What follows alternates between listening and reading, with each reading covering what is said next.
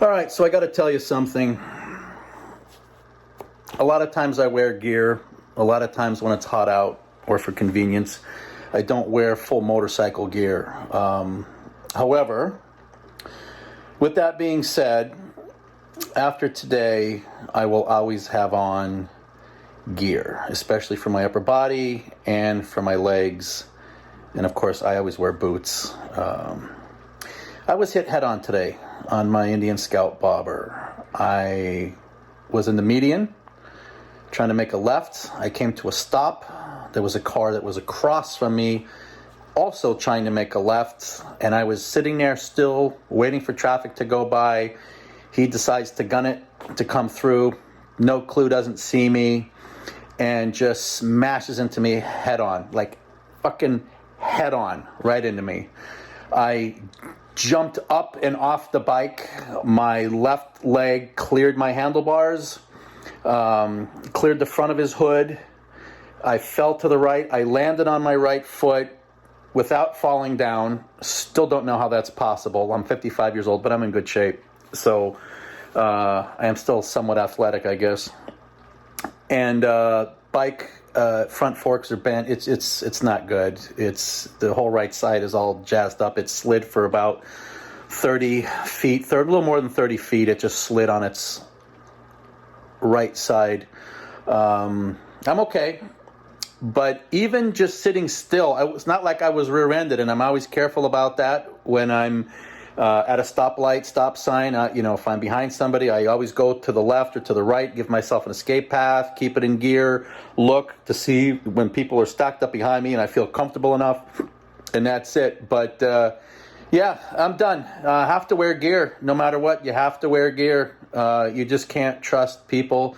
South Florida is no easy task here for riding a motorcycle. And I was just over the bridge from the ocean and just sitting still. So you want to see some of the damage? We'll take a look at some of the damage. I'm going to put this photo up first. Here's a photo of the accident scene. And now I'll show you some more stuff. Hold on. So this is jacked up. Not sure where the damage came in from. This is all scraped up. This fender is totally torqued. And if you want to know why, what I can tell you is this is all damaged, and if you can't really see in there, but my radiator is it's screwed. It's got all shitted in. Forks typically aren't supposed to bend like this, but this one happens to bend, so there's another problem. Of course, small things like this broke off on my rear brake, all scraping down this side. This bag is screwed. It kind of got torn off. Damage up in here. Nothing like super major on that end. The handlebars came back and screwed the tank.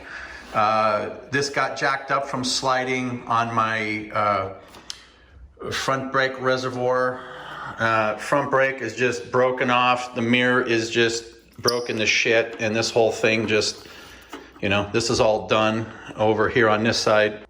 You can really see that this was a front impact, because you can really see on this side, on the left side, how far that fork is actually bent. We have to take a really good look at this. There's other damage, but this is some of the more visible stuff that you could see from this impact. I was actually able to wheel it in. I just got brand new tires put on too.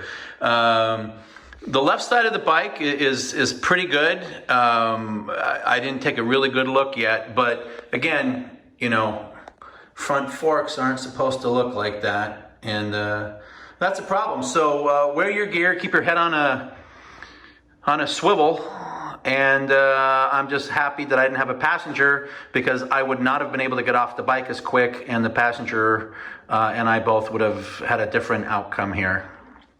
All right, Rainbow, wear your gear.